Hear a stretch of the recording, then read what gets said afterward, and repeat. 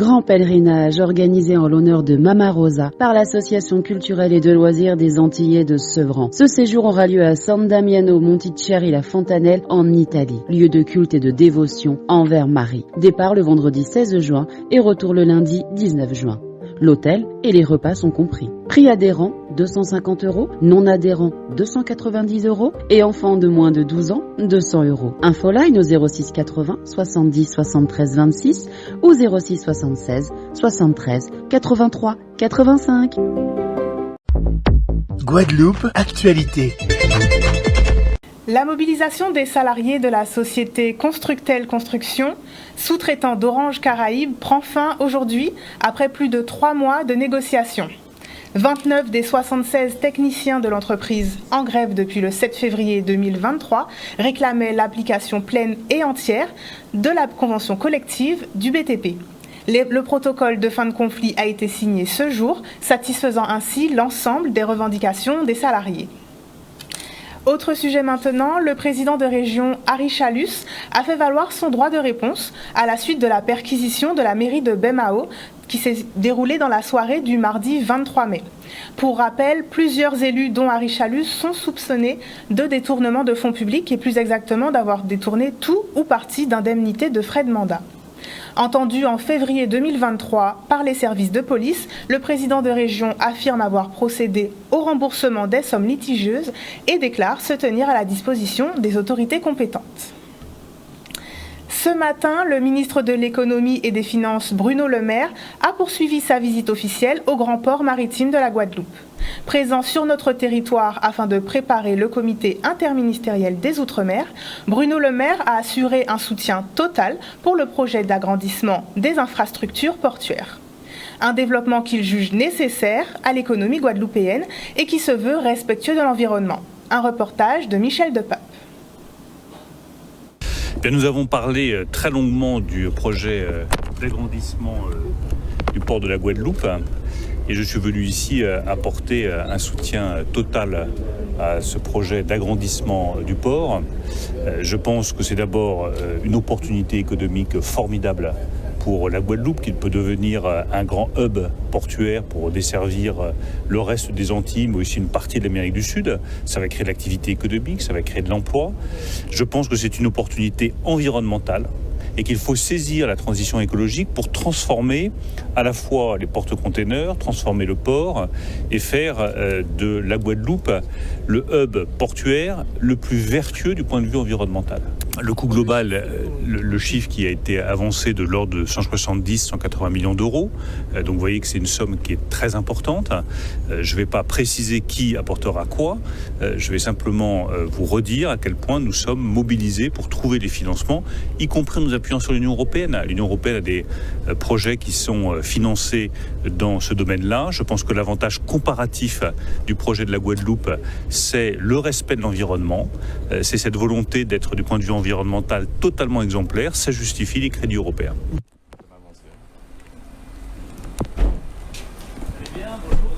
Monsieur le Président, vous allez bien depuis hier. Bonjour. Bonjour, enchanté. Alors, le but, c'était que l'ensemble des entrepreneurs et des représentants des grandes organisations professionnelles puissent s'exprimer avec le ministre, leur faire part de la vision, des problématiques, des solutions, des demandes de réforme. Et on a fait un peu le tour, aussi bien de la construction, du commerce, également du tourisme. Et chacun a pu dire finalement quelles étaient ses difficultés. Je rappelle que le ministre de l'économie, c'est le ministre des entreprises, puisque c'est sous ce ministère que l'ensemble des réglementations des entreprises sont prises, et c'est là qu'il y a les réformes, la création de richesses.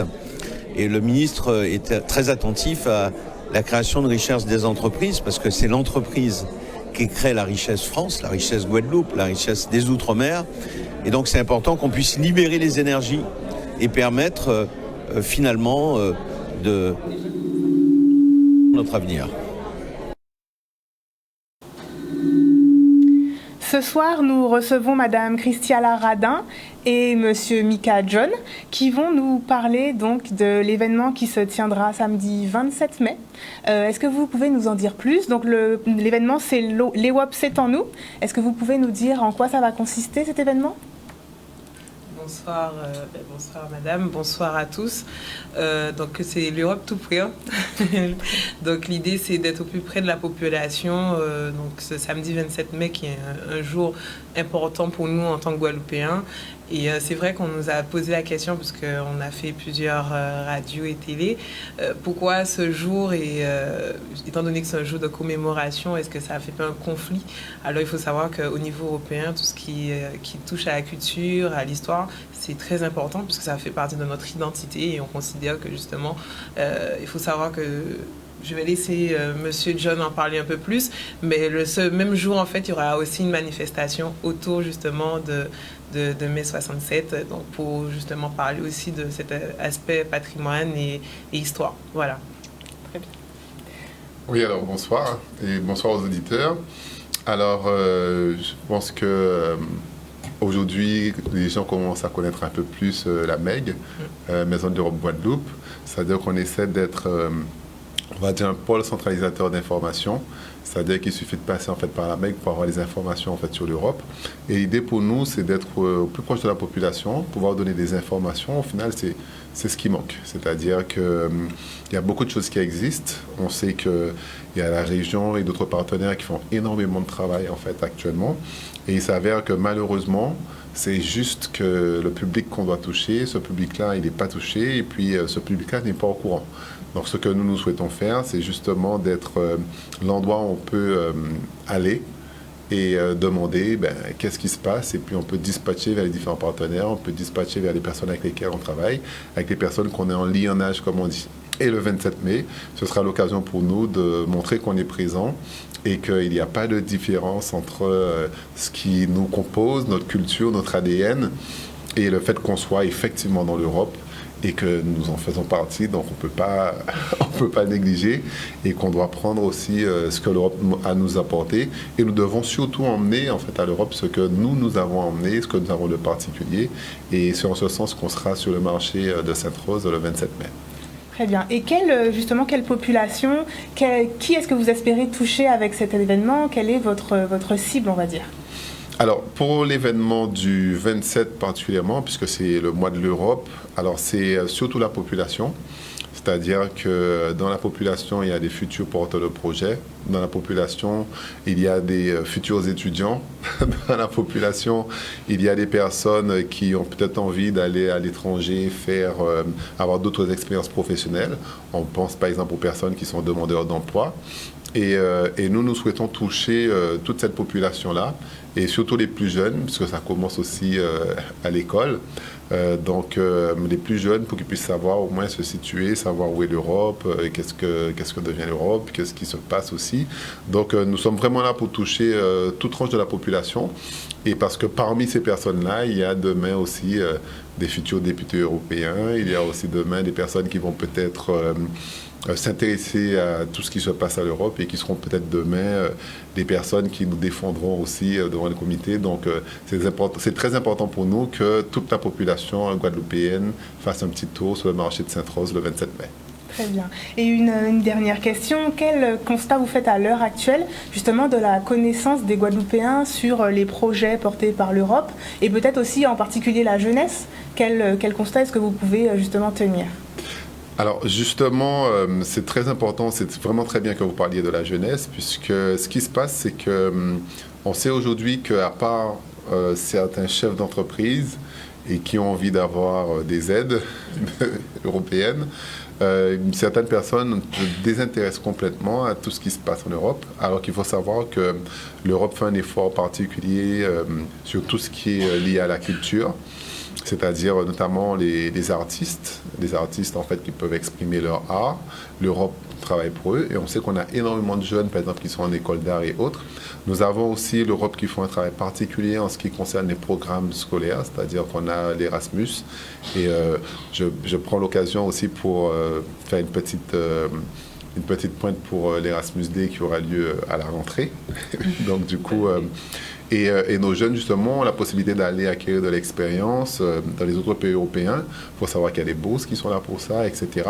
Et malheureusement, ce public-là qui est vraiment, ils ont envie d'en profiter un maximum, mais ils n'ont pas forcément toutes les informations. Donc la MEC Guadeloupe, Maison de l'Europe Guadeloupe, on est là pour distiller l'information. On est sur les réseaux, WhatsApp, Facebook, etc. Donc les jeunes, du coup, c'est à eux de s'approcher, c'est à eux de demander qu'est-ce qui se passe. Et on aimerait énormément les toucher le 27, donc donner des informations, prendre des coordonnées pour qu'ils soient au courant de tout ce qui se passe et en rapport avec l'Europe. Très bien. Alors, si je peux me permettre, juste pour ajouter, alors il faut savoir que le 27 mai, en fait, on a prévu aussi pas mal de petits cadeaux et de jeux. Donc, ce sera aussi l'occasion de partager, en fait, des goodies avec les participants des jeux, de pouvoir avoir des informations, on va dire, de manière ludique sur l'Europe. Et je tenais à souligner quand même que ce mois-ci, donc c'était le mois aussi de la mémoire des commémorations pour nous Guadeloupéens, et pour l'Europe c'était le mois donc de l'Europe. Et c'est vrai qu'on a eu pas mal de manifestations qu'on a fait, et Monsieur John parlait de la partie mobilité.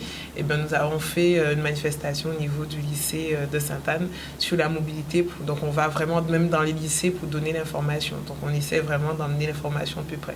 Voilà. Très bien. Je vous remercie infiniment. Donc, on rappelle le rendez-vous samedi 27 mai de 9h à midi au marché de Sainte-Rose. Exactement. Très bien. Je vous remercie et passez une excellente soirée. À vous aussi. Très bonne soirée à vous aussi. Merci beaucoup. Alors, créer un réseau caribéen autour de l'adaptation au changement climatique, c'est l'objectif du programme Carnet Adapt. À travers ce projet, les acteurs souhaitent lancer une réflexion autour de l'agriculture et de l'alimentation qui sont fortement impactés par les conséquences du réchauffement climatique et particulièrement dans plusieurs îles de la Caraïbe. Reportage. L'objectif de Carnet Adapt, c'est de créer un réseau caribéen sur l'adaptation au changement climatique. Pour la première phase, qui est celle qui nous concerne aujourd'hui jusqu'à fin 2023, on va vraiment pour l'instant se concentrer sur les thématiques agriculture-alimentation, donc résilience des systèmes agricoles et alimentaires sur 4 territoires qui sont la Guadeloupe, la Martinique, Sainte-Lucie et la Dominique. Sur une seconde phase qui aura lieu à partir de 2024, on va élargir le nombre de thématiques et élargir le nombre de pays. Mais pour le moment, on va rester concentré uniquement sur les questions d'alimentation et d'agriculture. Le dernier rapport du GIEC, qui est le groupe d'experts sur le climat, montre que ce réchauffement climatique risque d'être très sévère. Et donc, en fait, il faut que nous préparions notre agriculture et bien être résilients parce que c'est notre agriculture qui nourrit la population. Nous travaillons spécifiquement sur 3 livrables principaux qui sont le premier à une cartographie des différents acteurs. À date, nous en avons recensé plus de 300, que ce soit des acteurs publics, des secteurs privés, la société civile. Le deuxième livrable sur lequel nous travaillons, c'est d'établir des profils de vulnérabilité et des profils climatiques sur les 4 territoires du projet. Enfin, nous travaillons sur la problématique de constitution du réseau, notamment en consultant les différents acteurs pour recenser leurs besoins et essayer de répondre du mieux possible afin de mettre en place un réseau avec des outils qui puissent répondre au mieux à leurs attentes. On fait les échanges pour voir quand on fait différent, qu'est-ce qu'il y a qui marche dans les îles francophones et les îles françaises. On ne sait pas maintenant, donc c'est ça. On fait les webinaires pour faire les échanges, pour apprendre, pour voir quand on peut faire en Dominique qui marche en Martinique ou en Guadeloupe. So we have to look at what's common and work together. But what's not common, for example, sometimes you might find a heat wave or weather phenomena hitting only one country.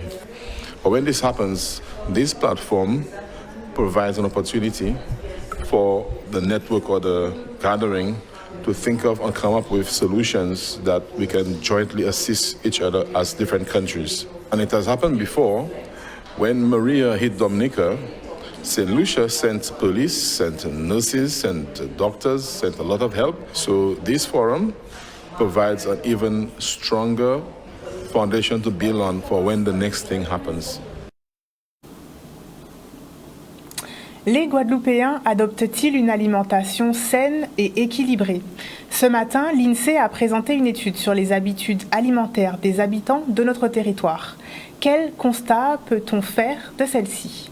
La réponse dans ce reportage.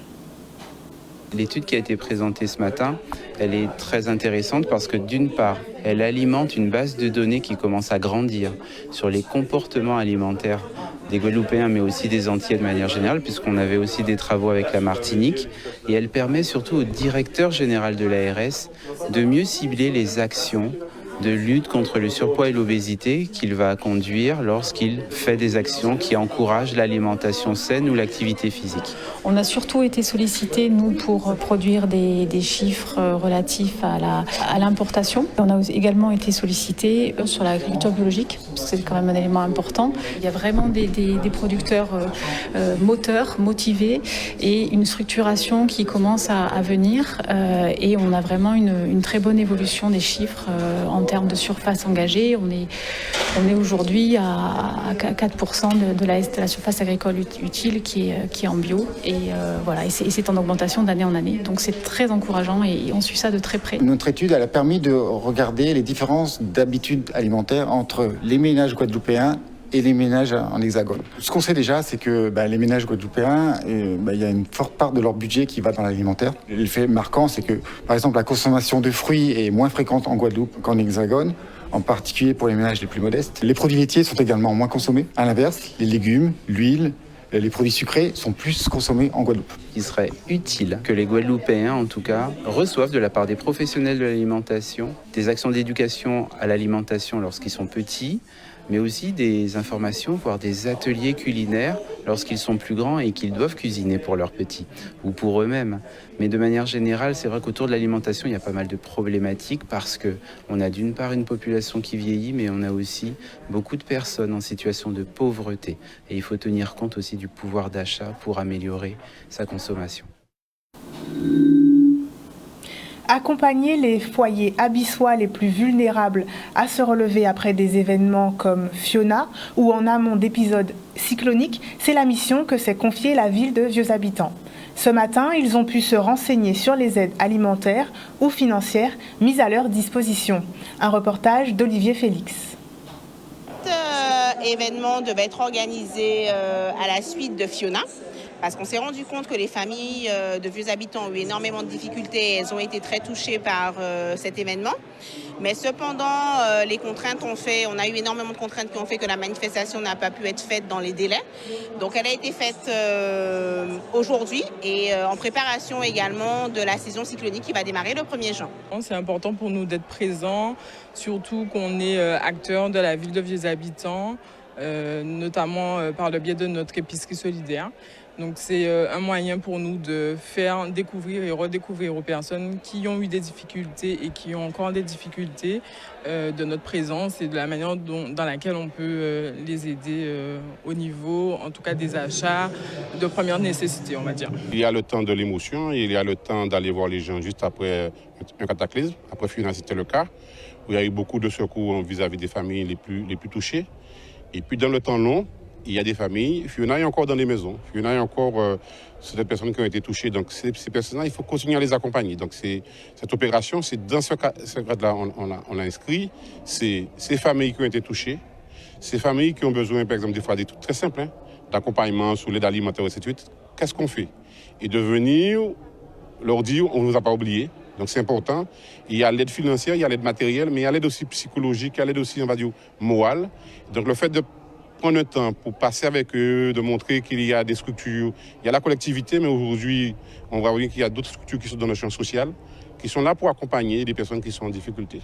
Donc ça peut être des difficultés ponctuelles liées à l'aide alimentaire. Le CCAS, on le fait. On voit bien que notre portail de repas, le nombre n'arrête pas de s'agrandir. Les aides facultatives en mairie n'arrêtent pas de s'agrandir. On a aujourd'hui à peu près 120 familles qu'on accompagne dans ce cadre-là. Et puis après, il y a des familles qui viennent aussi pour des problématiques liées à leur logement, parce qu'il y a une amélioration à faire. Il y a l'habitat, il y a aussi les salles d'eau qu'il faut arranger, parce que c'est des problèmes de mobilité, d'accessibilité à des endroits pour des personnes âgées. Donc on a cet accompagnement pour les personnes qui sont les plus âgées, mais globalement pour les personnes vulnérables. Donc ça peut être des jeunes aussi, qui sont en situation de précarité, qui ont besoin d'accompagnement, qui ont besoin d'écoute. On trouvait ça très bien d'inviter nous aujourd'hui-là, nous chaque petit panier, ça fait nous plaisir, parce qu'en ce moment, c'est très difficile à vivre. Eh bien, voilà. Tous les partenaires qui ont été invités, c'est vraiment pour répondre à cette crainte des personnes. Donc c'est pour ça que vous avez des mutuelles, vous avez également des associations caritatives telles que le Secours catholique et également Alternative 119. Et le bus également de France Service pour permettre aux personnes d'effectuer leurs démarches administratives qu'elles n'ont pas pu faire en fait dans les délais. Et vraiment également les services formation pour permettre aux personnes de pouvoir se réinsérer malgré les difficultés qu'elles ont pu avoir à la suite de cet événement.